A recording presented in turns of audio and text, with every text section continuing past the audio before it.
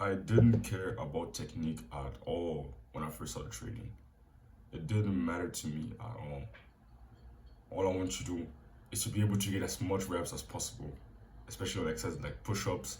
I would compensate with shit form to be able to get as many reps as possible. And then I was somehow surprised that I wasn't really making progress. I was somehow surprised that I wasn't progressively overloading. But it's because my form was absolutely horrible. But over time, over the years, I've made three big changes in my form in every single exercise I perform that really made a big difference. That now allows me to progressively overload. And I'll probably add a fourth one. Now I thought about a fourth one that I want to add. So we'll say four. First one is control and slow down the eccentric. The eccentric portion of a movement is basically most of the time the lowering phase. It's always the lowering phase of the movement. So on pull-ups, it's while still going down, slowly going down. Bicep curl, while you're laying the weight down. On bench press, also slowly going down to touch the bar to the chest. On squat, it's also going down to sitting down, bringing your hamstrings to your calves. That's the eccentric part, the part of a movement where the muscles that are being used in a movement are being stretched. That's the eccentric part. And that part has been shown to be the most important part of a movement for hypertrophy, especially. So that's why it's important to actually emphasize that part. I think some studies have shown that control the eccentric, even just a little bit, just having control there, can make a big difference in gains and in muscle growth. Because controlling the concentric, so concentric is basically the part where the muscle is being contracted, then the muscle is being shortened. And controlling that part hasn't shown any difference in muscle growth, muscle hypertrophy, and all those things. But the eccentric is by far the most important part. Some people would say, okay, have a 3 second eccentric. I wouldn't recommend you to just be overthinking about how long your eccentric is, or just going down very, very slow. Like, I wouldn't recommend you to think, okay, 1, 2, 3 on every single rep. What I do and what I've been doing for months and over a year now is I just think control and slow. And on some exercises, I'll just feel the need to go extra slow. I always go pretty slow. Slower than most people. But on some exercises, I will go extra slow because it just feels important. For example, lying leg curls. I don't just control it a little bit there. I really go fucking slow. So my sets on lying leg curls are pretty long. That's the only kind of downside of controlling your reps. Instead, what I've noticed is sometimes your sets can be very long. So that's why I do just slower reps. I don't do higher reps. If I did 20 reps on exercises like lying leg curls, bro, my sets would last 5 minutes or something like that. So I don't really think of a certain tempo, but I just think slow and controlled when I'm going into the stretch position. Slow, controlled. And my reps have somehow been slowing down more and more as I've been getting older. Like my eccentric has been slowing down more and more. So control your eccentric, but don't really change the speed of your concentric. Your concentric, just let it down, just move at a normal speed in the beginning, and automatically, as you get more fatigued, as you get closer to failure, the speed of your concentric will change. It will get slower. But the speed of your eccentric should stay the same throughout the whole set. But the speed of your concentric, the tempo of that phase of the movement, will slow down over time. Second tip is deep range of motion. As deep as the movement and your mobility allows. I know I'm actually happy because I'm actually proud of this, because for years I've been at least doing the range of motion of push-ups correctly. Most people do push-ups and they do half reps. They get they do half reps and they consider this considered push-ups. But me, I don't really do push-ups as a movement for muscle building anymore. But when I used to do push-ups, I'll get my chest to the ground on every single rep, and I would lock out my arms on the top of the movement and contract my triceps. So I would use a full range of motion. I would use it pretty deep. Of course, you're limited on push-ups. You can't go that crazy deep and get that crazy of a stretch, but it's still pretty good. So I would recommend you, even on dips. A lot of people are scared of dips because they think, oh yeah, if I go too deep, I'll hurt my shoulders. Yeah, if there's a limit to how deep you can go with your current mobility and flexibility. But when you see most people do dips, they could go a lot deeper. On dips, go as deep as you can without. There's a part of a movement where you're just gonna feel your chest disengage. That's when you went too deep. But as long as you still feel the stretch on your pecs getting even more painful and horrible, the stretch on your pecs, then you're still not having, you still are in your active range of motion. You're still able to go deeper. I wouldn't recommend you just do reps outside of your active range of motion. Because if you go too deep on dips, you'll notice this on the shoulder, your shoulder will just roll forward. It will just drop down. But for me, I'm literally able to go as the grass on dips. Like my shoulders pretty much are close to touching the bar on the way down of dips. And of course, yeah, this makes you weaker. You're not gonna be able to move crazy weights around. Like I do really deep range of motion dips, and I only do those with 20 an extra. I do weighted dips with only an extra 20 kgs right now. And I know if I just went to parallel to the point where my shoulders were parallel or my real delts were just below my elbows, I could do more weights. But my main goal isn't to move the most weights around. If you're watching this video, I assume you're kind of interested in building muscle. You're more interested in building muscle than getting strength. I love getting strength. I love getting stronger. It's a fun thing, but you gotta make sure you know what your priorities are. That you know what the main goal is. Is your main goal gaining strength or is your main goal getting stronger? At least for right now, it doesn't have to be forever. But for right now, what's your main goal? For me, it's always been building muscle, but I used to be ashamed. Now I would lie and say, oh no, strength is my main goal. Because in this space, it's often seen as weak to want to get stronger. Something that I just find stupid.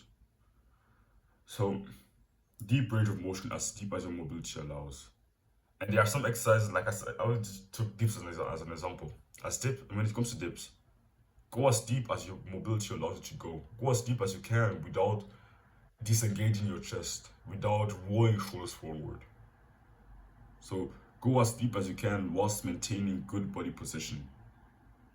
And for a lot of people, it's a lot deeper than they actually go. For a lot of people, they could go a little bit deeper than the parallel, and then when do their upper arms are parallel to the ground. And for some people that have the same mobility as me, and when it comes to my upper body isn't isn't incredibly mobile. My lower body is very mobile, but my upper body the mobility isn't super crazy. It's above average, yeah, but it isn't extremely crazy, and I'm able to go pretty much to the point where my shoulders are my chest is close to touch the bar. So, for a lot of people, you could go a lot deeper on dips.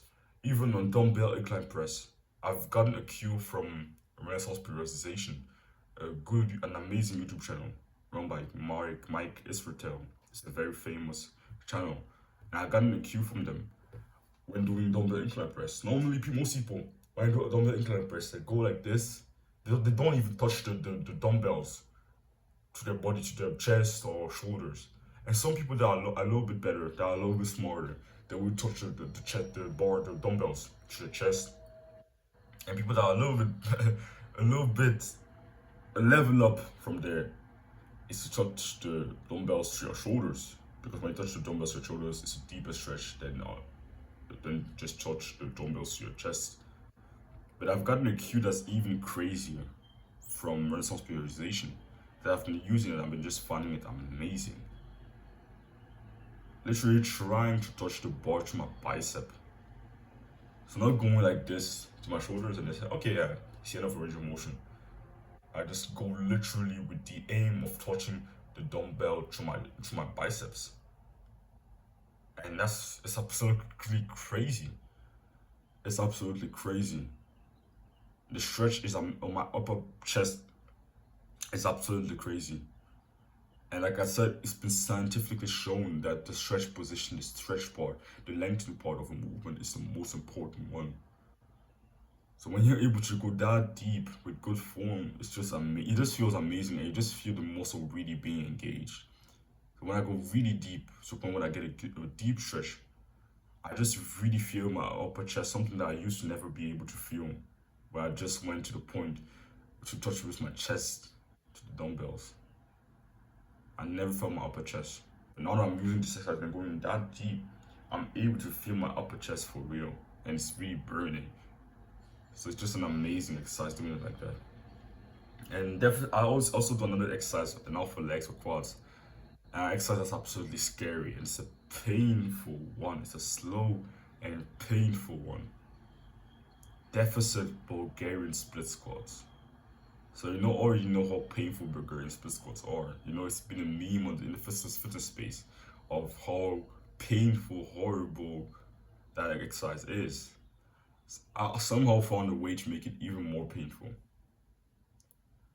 Most of the time when you just do normal Bulgarian split squats, the deepest you can go is to the point where your pretty much your legs are parallel to the ground, your hamstrings are parallel to the ground, because your knees are going to touch the ground before you can go any deeper.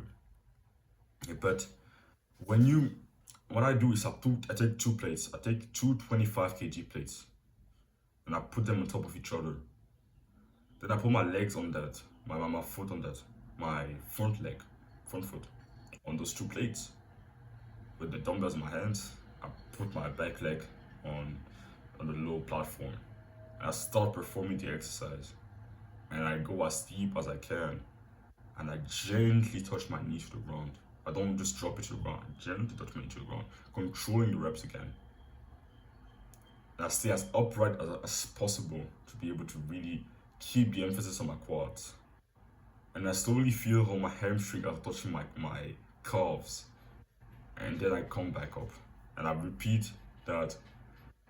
And it's painful, but it's also very fun because the stretch is amazing. The stretch is really great. And I really feel it in my quads. So going as deep as your mobility allows is just an amazing thing. So I've been just modifying my exercise around for the last few years, just making them as lengthened biased as possible. Even a lot of raises. I don't do dumbbell lateral raises anymore. I do cable lateral raises. And I put the cable around waist height. The thing for the cable around waist height. And I don't just go like this and stop here. Stop to the point where my hand is about the same level as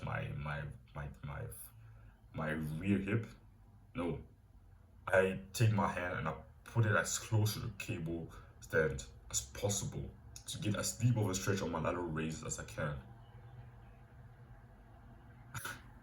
So yeah, I've been becoming very psychotic when it comes to this, but I've just been enjoying it as well. I've just been enjoying doing those exercises with a deep range of motion. It's just been very fun for me. The third tip: pause at the end of the eccentric. We talked about deep range of motion. We talked about control and slow the eccentric down. But another important part, is to simply pause at the end of the eccentric. Firstly, doing that helps me avoid injury more, because when you just bounce out of the eccentric, it's a little bit more. It's more risky. You have more chance of injuring yourself. So when you just take a slight pause at the end of the eccentric, you're greatly reducing the risk of injury.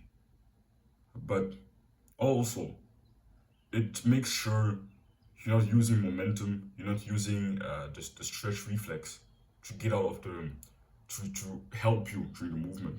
Because on most exercises, if your goal is mainly hypertrophy, if your goal is strength, yeah, you even then momentum and muscle stretch reflex is your friend when it comes to hypertrophy, most of the time you actually want your muscle to do most of the work. You actually want your muscle to do most of the work if you're training for hypertrophy. But when you're using the stretch reflex, just quickly get out of the bottom. So just maybe control the eccentric. But as you get at the end of the range of motion, just bounce out of the hole. You're not really letting your muscle to do all the work. And you're also you're also increasing your chances of injury. So that's why I would recommend you actually pause at the bottom to really make sure your muscle perform, like your muscle is the main mover there, not the tendons or other things, other parts or momentum. You want the muscles to be the main driver. And you just feel the excitement of the exercise way more. If I just bounce out of my dips and I'd never pause at the bottom, they wouldn't be as excruciating as they are. Even Bulgarian split squats, they wouldn't be as excruciating as they are. It's like, for me, it always seemed smarter to pause at the end of a movement, at the end of the concentric, so at the shortened part. But I've learned from RP again, response periodization, an amazing channel I learned a lot of things from them. And I've learned from them that, yeah, it's actually better to pause at the stretch part, at the stretch position. And pausing at the end of a concentric doesn't really get you don't really get any benefit from that. And even worse, you might actually get some downsides from pausing at the concentric because it just wasted energy on a part of the movement that isn't really that muscle growth inducing. So pause at the end of the eccentric. That's another big change that I made. That made a big difference in my training. I don't really pause at the concentric. At the end of the concentric most of the time. I don't really focus on that. Like, I don't think, okay, never pause at the end of concentric. Yeah, sometimes you just quickly pause and then go back down. I don't really think about, oh yeah, I should never pause at the end of the concentric. Sometimes it's just kind of, it just comes naturally, just doing it without really thinking about it unconsciously. But it's not my focus. It's really not my focus to pause at the end of the concentric. And the last thing that I just added at the start of this video is just consistent. Keep your form consistent on every rep. Don't use different ranges of motion and different speeds as your set. You get further into your set. That's a mistake I used to make, but now I'm actually very proud because my form pretty much stays the same. The only difference between the first rep and the last rep is that the speed of my concentric on the last rep is a lot slower than on the first rep. That's pretty much the only change there is. And that makes me very, very proud. Because if now I kind of even lean into the pain as the reps get more brutal and painful. I lean into the pain and I even sometimes improve my form as the reps get more difficult. And that's something I'm really proud of. I don't really run away from the pain. I just lean into it. And I make sure that I keep my form the same, even as it gets super painful. I'm going to take the example of dips again. On dips, even when I'm on the last rep, even in the last 2 reps of dips are excruciating. They're absolutely excruciating, especially if you go like as deep as I do and you take a pause at the bottom. They are absolutely excruciating. But I keep my form pretty much the same. At least the eccentric, the pause. Now the concentric is going to be very slow because I'm going to failure. But the rest of the movement is pretty much the same. It shouldn't change. Even on exercises like zombie squat. Zombie squat is an exercise that I do. I place a ball on my upper chest and I have my arm like this. And I do it like that to keep my upper body as upright as possible and be able to get even deeper. And that exercise is a painful one. And you get out of breath very fast in that exercise. And at the end, on the last few reps, I'm really like, it's really like painful on your cardio, and it's also just a difficult exercise. It's heavy, it's painful, and I also pause at the bottom. But even there, I keep my form, and even sometimes my form even improves as the reps get more excruciating and painful. Sometimes I'd always lean into the pain instead of running away from it. What I used to do is that my reps would slow down and would get more difficult, and I would approach failure. Is I would change my form to make it easier, use more momentum, shorten my range of motion. But I was just losing out on the most beneficial parts of movement. Because the most beneficial part of movement is the part where it gets kind of painful, where your reps are slow and unintentionally slowing down. Your concentric is unintentionally getting slower. That's the most important part of the movement. So you shouldn't start to skip or run away from it. And I should actually try to lean into it, lean into the pain. Because that's by far the most beneficial part of the movement. The eccentric. It's also the most painful one to control. It would actually be more fun to just control the concentric, because trying to control the eccentric, especially in the last few reps, is absolutely excruciating. And what I do again is I even control the eccentric on the last rep. After completing my last rep, I will even control the eccentric again in order to see, okay, can I even if I'm sure I can't complete that last rep on another exercise, I will still control the eccentric as if I was going to do another one. That's another cue that I got from Renaissance periodization. So yeah, that's all I had to say. If you're interested in my fitness coaching, then you can click the first link in the description. Hope you got value from this video. Bye bye.